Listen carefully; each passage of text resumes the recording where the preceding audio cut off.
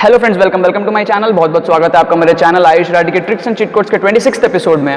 उम्मीद करते हैं कि आपको ये वीडियो पसंद आएगी।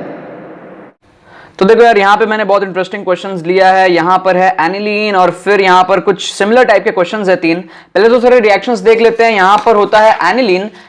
एनिलीन के रिएक्शंस बहुत ज्यादा इंपॉर्टेंट होते हैं। एनिलीन मतलब कुछ नहीं, बेंजीन के ऊपर में अगर NH2 जोड़ देते हैं तो उसको हम लोग बोलते हैं एनिलीन।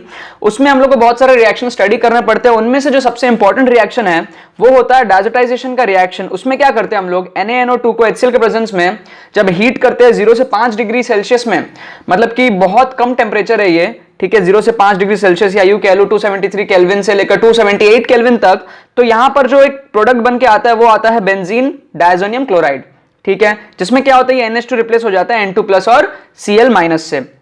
समझो ये चीज को, ये रिएक्शन किस लिए हेल्पफुल होता है अगर हम लोग को इस NH2 को रिप्लेस करना है, ठीक है। तो ये डायरेक्टली रिप्लेस नहीं होता है, हम लोग को पहले इसको कन्वर्ट करना पड़ता है बेंजीन डायजोनियम क्लोराइड में। और जो बेंजीन डायजोनियम क्लोराइड है ये बहुत इजीली आगे के रिएक्शंस में प्रोसीड होता है और इस पूरे कंपाउंड को यहां पर रिप्लेस कर सकता है। समझो इस चीज को, इस रिएक्शन को हम लोग इसलिए यूज करते हैं क्योंकि हम लोग NH2 ग्रुप को हटाना चाहते हैं। अगर कभी हटाना चाहते हैं तो ये डायरेक्टली हट नहीं पाता है ऐसे, जब तक इसको यहां पर इस फॉर्म में कन्वर्ट ना करे। इस फॉर्म में कन्वर्ट कर देते हैं इसको तो ये बहुत इजीली यहां पर हट जाता है, ठीक है। अब यहां पर जो आगे के रिएक्शंस होते हैं वो ये होते हैं कि बेंजीन डायजोनियम क्लोराइड को आगे जब हम लोग रिएक्ट करते हैं CuCl HCl के प्रेजेंस में या CuBr HBr के प्रेजेंस में, ये हो जाते हैं सेंडमेयर रिएक्शंस, ये हो जाते हैं गटरमैन रिएक्शंस और इसमें आगे के प्रोडक्ट्स ऐसे फॉर्म हो जाते हैं। अगर हम लोग पोटेशियम आयोडाइड के साथ रिएक्ट करें तो आयोडीन, बेंजीन के ऊपर में एक आयोडीन लग जाता है और यहाँ पर फ्लोरीन लग जाता है, यहाँ पर CN लग जाता है। और यहाँ पर अगर एक इंटरेस्टिंग रिएक्शन है कि अगर H3PO2 के साथ में यहाँ पर रिएक्ट करते हैं तो यहाँ पर सब कुछ कैंसिल हो जाता है, सिर्फ एक बेंजीन यहाँ पर हम लोग को मिल जाता है और ये वगैरह वगैरह यहाँ पर मिल जाते हैं।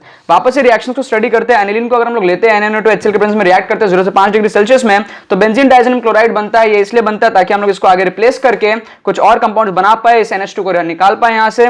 तो यहाँ पर जब आगे हम लोग रिएक्ट कराते हैं, यहाँ पर CuCl HCl के प्रेजेंस में रिएक्ट कराते हैं तो सेंडमेयर रिएक्शन कहलाता है। उसी तरीके से CuBr HBr के प्रेजेंस में रिएक्ट करते हैं तो सेंडमेयर रिएक्शन कहलाता है। इसमें क्लोरीन और Br लग जाते हैं ऊपर। और उसी तरीके से गेटरमैन रिएक्शन में क्या होता है, CuCl के बदले हम लोग सिर्फ Cu लेते हैं और CuBr के बदले सिर्फ Cu लेते हैं और HCl और HBr के प्रेजेंस में रिएक्ट कराते हैं तो इंडिविजुअल क्लोरीन और ब्रोमीन यहाँ पर लग जाता है। इसको बोलते हैं गेटरमैन रिएक्शन, इसको बोलते हैं सेंडमेयर रिएक्शन। फिर Ki के साथ में रिएक्ट करते हैं तो सिंपल आयोडीन लग जाता है, N2 और KCl यहाँ पे बन जाता है। HbF4 के साथ रिएक्ट कराते हैं तो यहाँ पर हम लोग को मिलता है फ्लोरीन और यहाँ पर KCN CuCN के साथ रिएक्ट कराते हैं तो यहाँ पर हम लोग को मिलता है CN। तो बेसिकली कुछ भी नहीं है, ये NH2 रिप्लेस हो जा रहा है Cl से, Br से, वगैरह वगैरह, फ्लोरीन, आयोडीन, CN से, ठीक है। ये इंटरेस्टिंग है। H3PO2 यहाँ पर H3PO2 के साथ रिएक्ट कराने पर क्या होता है, ये पूरा का पूरा जो चीज है N2 + Cl- उड़ जाता है, ये सीधा सीधा यहाँ पर बेंजीन बन जाता है, ठीक है।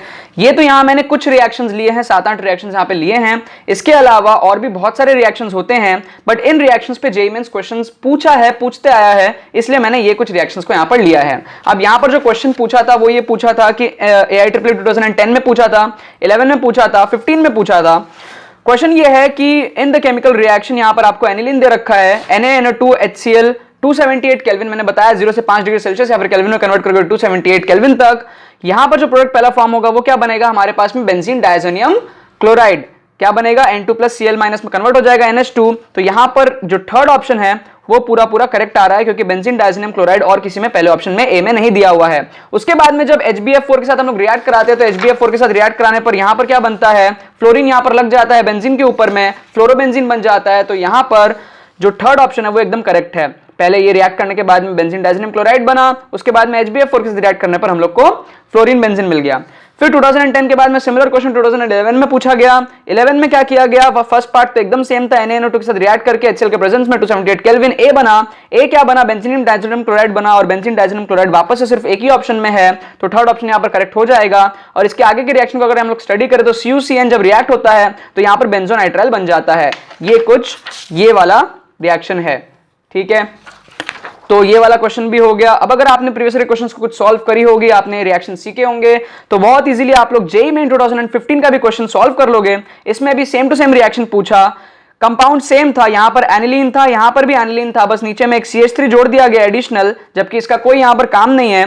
NaNO2 HCl के प्रेजेंस में रिएक्ट होता है, NH2 पर एक्ट करता है और यहां पर जो डी कंपाउंड है वो हम लोग को सबसे पहले मिलता है बेंजीन डायजोनियम क्लोराइड, ऊपर से नीचे CH3 वगैरह रहेगा। तो ये जो कंपाउंड है सिमिलर बनता है, नीचे में जो CH3 है वो तो रह जाता है और ऊपर में बन जाता है N2+Cl-, ठीक है। और फिर उसमें हम लोग जब CuCN और KCN डालते हैं तो CuCN KCN से वो वही वाला रिएक्शन बन जाता है, N2+Cl- रिप्लेस हो जाता है Cn में। तो जो फाइनल इन चारों ऑप्शन में हम लोग को आंसर मिलेगा वो क्या मिल जाएगा, ये मिल जाएगा। मतलब कि 2011 का AIEEE का क्वेश्चन, 2015 का JEE मेंस का क्वेश्चन, दोनों सेम था, बस डिफरेंस क्या था, यहां पर एक CH3 लगा हुआ था।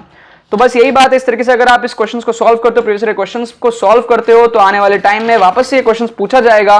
काफी इंपॉर्टेंट रिएक्शन है ये सारे रिएक्शन, इसके अलावा और भी बहुत सारे होते हैं, मैं बता रहा हूं। इनमें से कुछ जो इंपॉर्टेंट मुझे लगे, कुछ जो बेसिक पूछे जाते हैं एग्जाम में, वो मैंने यहां पर ले लिया। बस यही बात है। आई होप आपने इस वीडियो से कुछ सीखा होगा। अगर आपने कुछ सीखा है तो इस वीडियो को लाइक करना बिल्कुल मत भूलना और शेयर करना बिल्कुल मत भूलना अपने बाकी फ्रेंड्स के साथ, ताकि वो भी इस प्लेटफॉर्म को मजा उठा सके। बाकी तो बहुत बहुत धन्यवाद ये वीडियो देखने के लिए, बने रहिए।